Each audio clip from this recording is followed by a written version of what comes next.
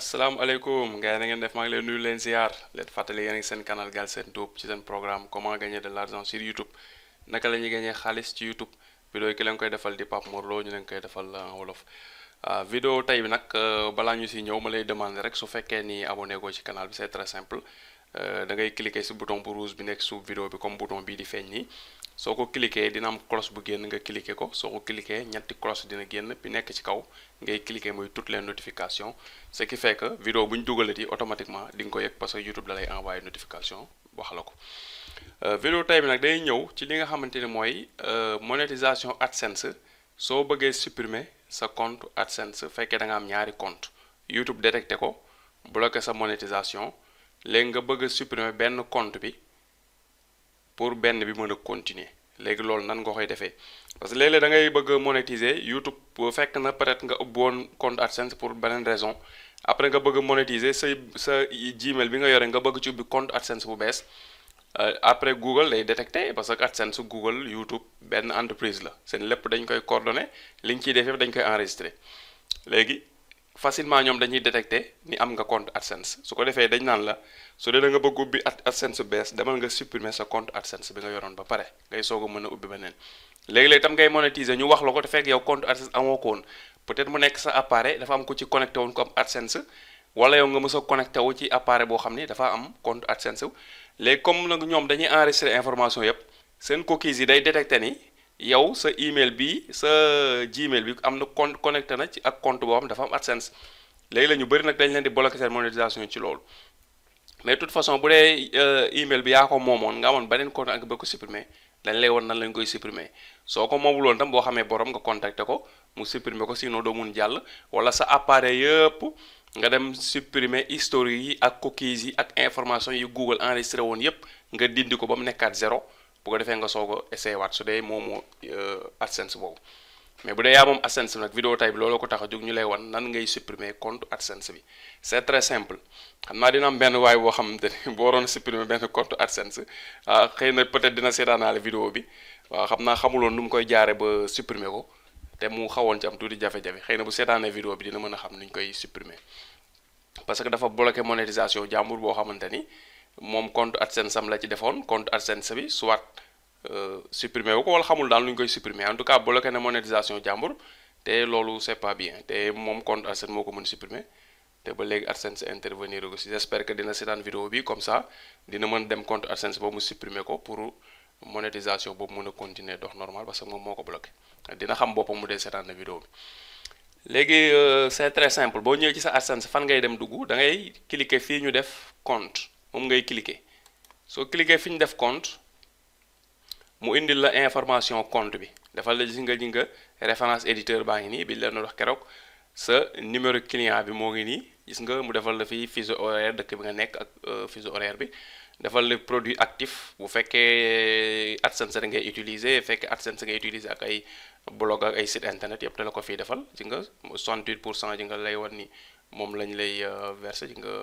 YouTube host moo fi nekk ak hébergeur de contenu maanaam AdSense bi mën nañu ko utiliser pour monétiser site internet loolu mooy hébergeur de contenu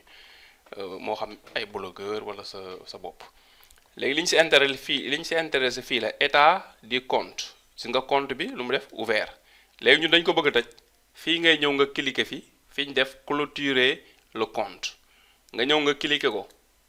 soo cliquer clôturer le compte léegi fii mooy ubbeeku lu mu lay defal mu defal la avant de clôturer votre compte veuillez noter qu'AdSense est un programme gratuit mu ne balaa ngay tëj sa compte bi daal na nga xam ni AdSense bi nekkul daal lu ñuy fay wala dara lu ñuy ubbi gratuitement la voilà xëy na mu defee ne peut-être da nga defee ne boo ko tëjul da ngay fay ak yooyu moo tax mu la koy leeral li la fàttali pour nga bañ a tëj ne la lu kii la bala nga koy tëj nga xam loolu gratuit la mu defal la si vous souhaitez simplement suspendre votre adhésion de manière temporaire il est inutile de nous envoyer ce formulaire maanaam bu dee da nga bëgg rek désactiver sa monétisation sa AdSense boo demaatee ba jëmmi jamono nga utiliser waat ko soxlawul ngay tëj AdSense bi il vous suffit de supprimer le code AdSense de vos pages web maanaam sa bu fekkee da ngay monétiser comme site internet moo tax muy wax nag sa code yi nga demoon def sa site bi rek ngay dem supprimer jeex na bañati monétiser bu dee YouTube nga dem biir YouTube dissocier ko ak sa YouTube rek jeex na ko def sa YouTube dootul monétiser te AdSense nga bàyyi ko noonu loolu la lay wax fii mu defal la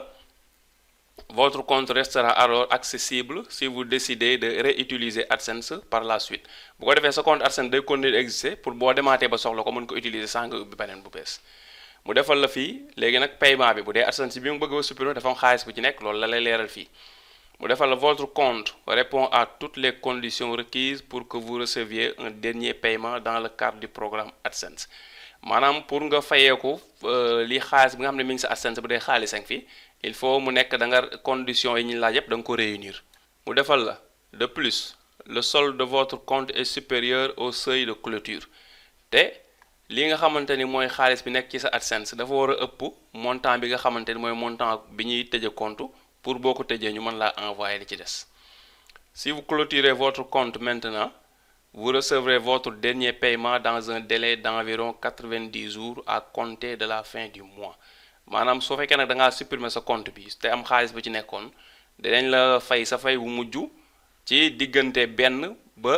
juróom-ñeent fukki fan waaw diggante benn fan ba juróom-ñeent fukki fan mën na koo tardé pour ñu fay la sa fay bu mujj mu defal la avant de clôturer votre compte léegi nag bala ngay tëj voici quelques mesures que vous pouvez prendre avant de clôturer votre compte AdSense léegi am na matuwaay yoo xam ne da nga ko war a jël nag bala ngay tëj compte bi mu defal la rapport sur les performances une fois votre compte clôturé vous n'aurez plus accès au rapport sur les performances et aux statistiques le concernant maanaam daal information yi nga xam ne yëpp AdSense la ko doon jox boo tëjee compte bi dootoo ci am accès voilà si vous le souhaitez vous pouvez exporter vos rapports sur les performances avant de demander la clôture de votre compte boo defee bu la neexee mën nga cliquer fii rapport performance yu information yi nga cliquer ko denc ko bala ngay tëj compte bi suppression du code AdSense mu defal maanaam mooy comme bu dee site internet nga nekk code bi ngay dugal pour mën am ay publicité boobu bii loolu la concerné quoi parce que AdSense du pour YouTube rek ngeen xam ko doon voilà mu defal la puisque vous ne diffuserez plus d'annonces AdSense sur votre site vous pouvez supprimer le code AdSense de vos pages maanaam comme nag da ngay supprimer AdSense bi après code yi AdSense yi nga defoon sa site yëpp mën nga leen dem supprimer parce que dootuñu am benn njëriñ boo supprimer compte bi code annonce yooyu dootuñu mën a dox mu defal la accès utilisateur si vous avez autorisé d'autres personnes à accéder à votre compte elles ne pourront pas créer leur propre compte AdSense en utilisant les adresses e-mail qui sont toujours associées à votre compte léegi mu defal la su fekkee dafa am ñoo xam ne dañoo amoon accès da nga leen a bàyyi woon ñuy dugg ci sa compte di connecté wu ñoom dootuñu mën a ubbi yeneen compte AdSense yoo xamante ne day utiliser même adresse yi nga xamante ni moom lañ utiliser woon pour connecté wu ci sa compte fii n'oubliez pas de supprimer les autres utilisateurs de votre compte avant de le clôturer moo tax bul fàtte su dee da nga associé woon ay nit ñoo xam dañu lay jàppale ci AdSense mën ci connecté wu pour def ay affaire bala ngay tëj compte bi nga dem nga supprimer leen association yooyu ñooñu nga dugaloon ñëpp nga supprimer leen ba pare après naa la woon ñooñu boo leen bëggee supprimer fan ngay dem nga supprimer leen ba pare nga soog a nag tëj compte bi sinon ñoom seen email yooyu doon cootuñu si mën a ubbi AdSense voilà loolu da leen di bloqué tamit mu defal la demande de clôture de compte nous regrettons votre décision de clôturer votre compte maanaam sa tëj bi ngay tëj sa compte bi daal wax dëgg yàlla naqari nañu trop nag ndax xamuñu luy raison yi maanaam xam nga rek dañuy politique fii tuuti quoi voilà afin de nous aider à améliorer les services que nous offrons aux éditeurs nous aimerions connaître les raisons pour lesquelles vous clôturez votre compte AdSense maanaam ngir ñu mën a jàppale ñi nga xam dañuy utiliser AdSense éditeurs yi ngir daal di leen mën a indil service yoo xam ne daf leen di gën a arranger luy gën a yomb ci ñoom di gën a baax suñu sañoon nga wax ñu lan moo tax nga bëgg a tëj sa compte bi voilà léegi gis nga ñu defal la fii benn case mu def fermeture du site web xam nga la fi def par défaut léegi bu la neexee rek nga daal di ñëw coché fii nga daal def confirmer dem léegi nag case bi ñoom li ñu bëgg mooy nga cliquer ko pour wax leen li tax nga bëgg a tëj compte bi nga def fii boo cliquer fii mu defal la ndax sa site internet bi nga doon monétiser nga tëj waaw si boo déggee site internet rek day yóbbaale canal YouTube nga doon am canal YouTube amatoo ko nga bëgg a tëj AdSense ndax loolu la wala revenu yi ngay fayeeku li ngay fayeeku ci monétisation bi dafa tuuti nga xeeb ko moo tax nga bëgg a tëj sa compte wala filtrage annonce yi dafa doyul annonce yi ñuy indi ci kii di ko filtrer di segg yan façon annonce la ñuy indi yu ñu dul indi moo doyul wala ciblage bi ñuy def ci personnes yi nga xam ñooy utiliser say ay contenu site ak yooyu moo doyul, wala laneen la loo xam ne binduñu ko fii. wala xam nga yow lu tax nga bëgg tëj mooy da nga bëgg libérer bii pour mën a ubbi beneen AdSense, kon da ngay def fii ngay ñëw nga def autre. waaw boo cliquer autre ba pare gis nga sélectionné nga autre, léegi lan mooy des nga ñëw fii case bi nga coché ko. waaw mu def la clôture de votre compte AdSense est une procédure irréversible et votre dernier paiement peut être soumis à d'autres conditions. maanaam mu wax la tëj bii ngay tëj sa compte AdSense kat mbir la moo xam ne boo ko xasee def waaw doo ci mën a delluwaat ginnaaw. voilà léegi nga def boo kosee nag mooy tekki je reconnais avoir lu et compris les informations ci-dessus y compris les conditions d'utilisation AdSense. maanaam waaw lii fi nekk yépp lire naa ko te comprendre naa ko, signé naa. lii signature la boo kosee fi signature la. léegi la ngay def cliquer fii ngay def jeex na, boo cliquer fii jeex na mu wax la sa compte clôturé nañ ko. léegi nag mu des lan, afin de terminer la procédure, un email de confirmation contenant un lien a été envoyé à l'adresse suivante. maanaam pour nga mottali nag tëj bii ba nga xam tëj bi nag day gën a wóor, am na email bu ñu la envoyé ci sa adresse Gmail. email boobu da ngay dem am na benn lien bu si nekk nga cliquer ko pour confirmer ni yow yaa demandé tëj bi, bu ko defee jeex na, sa compte AdSense fermé na. léegi ñun nag comme tëjuñu suñu compte lan la ñuy def, dañuy ñëwaat fii nga xam ne mooy accueil. utilisateur yooyu nga xam nag da nga leen war a dindi avant ngay tëj compte bi, sinon seen Gmail yi da nga koy bloqué duñ mën ci am AdSense. nan nga leen dindi avant ngay tëj sa AdSense mooy da ngay ñëw fii ñu def compte nga cliquer ko, boo ñëwee compte nga cliquer ko, nga wàcce ci suuf nga ñëw fii ñu def accès et autorisation nga cliquer ko. soo cliquer accès et autorisation gis nga email yi nga xamante ne da nga leen invité pour ñu mën a gérer sa compte AdSense ñooy nekk sa bos mooy nekk ci kaw, mooy email principal bi mooy nekk ci kaw. yi si topp ni ngay rangaloo yi nga invité fii la ñuy rangaloo. par exemple comme Pape Mor Lo 76 bi invité la léegi te dama bëgg a tëj compte bi, fii laay ñëw ma supprimer ko, ma cliquer fii mu demande ndax da nga bëgg supprimer, ma confirmer suppression. gis nga di nga dem na supprimer naa ko léegi avant may tëj compte. sinon su ma tëjee compte supprimer dama koy bloqué, moom dootul mën a am AdSense. boo bëggoon ajouter tey bu doon da nga may ñëw mais nekkul opération tëj compte nga bëgg, mais ajouter email bu lay gérer sa AdSense nga bëgg mu mën a am accès AdSense comme yow ni nga amee accès. fii ngay ñëw saisissez une adresse email nga bind fii adresse email bi nga soxla. soo ko bindee ba pare comme par exemple ma bindal Pape Mor Lo 76 nga xool Pape Mor Lo 76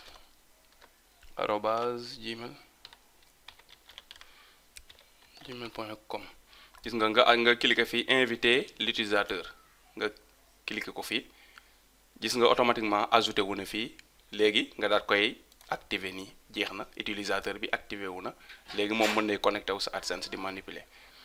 léegi lii mooy li nga xamante ne noonu la ñuy supprimer utilisateur avant ngay supprimer sa compte AdSense. j'espère que kon léegi vidéo bi leer na, ñi ma doon laaj ñëpp nan la ñuy supprimer compte AdSense boo ko bëggee tëj pour ubbi beneen, yaa xam la moo nekk sa raison. léegi nag boo koy tëj fekk am na xaalis bu fi am,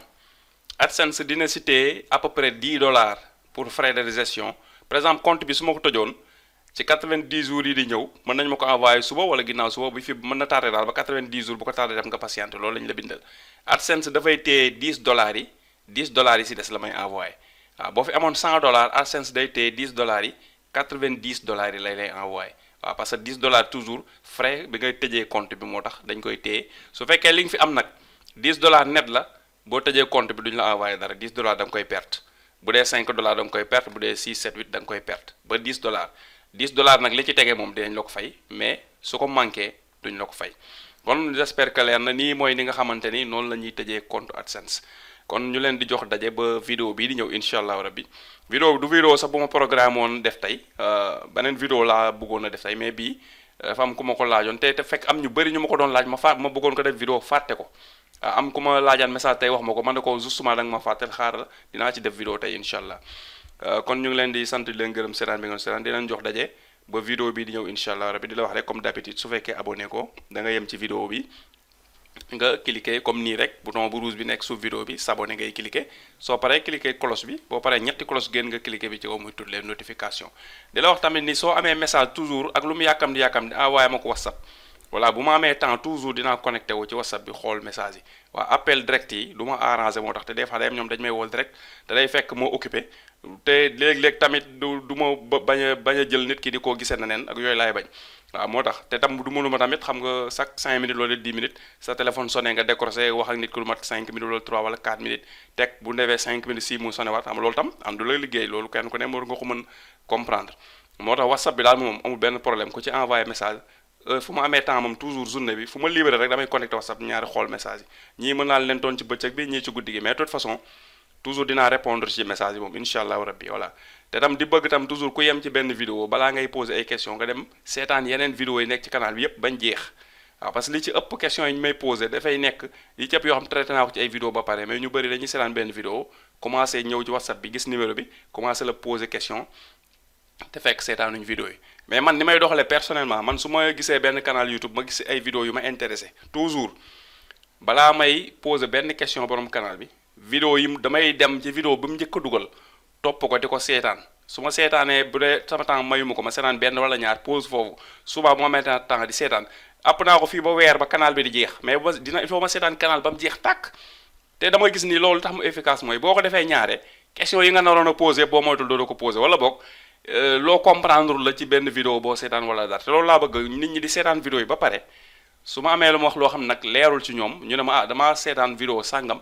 nga wax nangam ak nangam te man comprendre ma ko bu ko defee loolu moom dinaa ci sawar pour leeral la wala nga ne seetaan naa sa vidéo yi ba mu jeex mais daa am lu ma ci doon wër information sàngam te gisuma nga wax ko yooyu sax ñoo ma gënal nag mu nekk loo xam ne dafa maa échappé def ma si vidéo damay profité waale après defaale ci vidéo voilà mais seetaan benn vidéo kese rek yem ci commencé poser li nga bëgg yëpp nga poser question loolu day xaw a doon waaye lu YouTube kenn du ci fonctionner noonu boo duggee ci canal buy jàngale balaa ngay poser question da ngay seetaan vidéo yi waa ji def yëpp ba pare waaw loolu muy nekk muy système boo xam ne noonu laay utiliser ma leen koy wax pour ñi nga xamante ne tam dégg nañ ko ñu koy mën a def parce que loolu gis naa ni moo gën a efficace kon ba vidéo bi ñëw incha allah jërëjëf.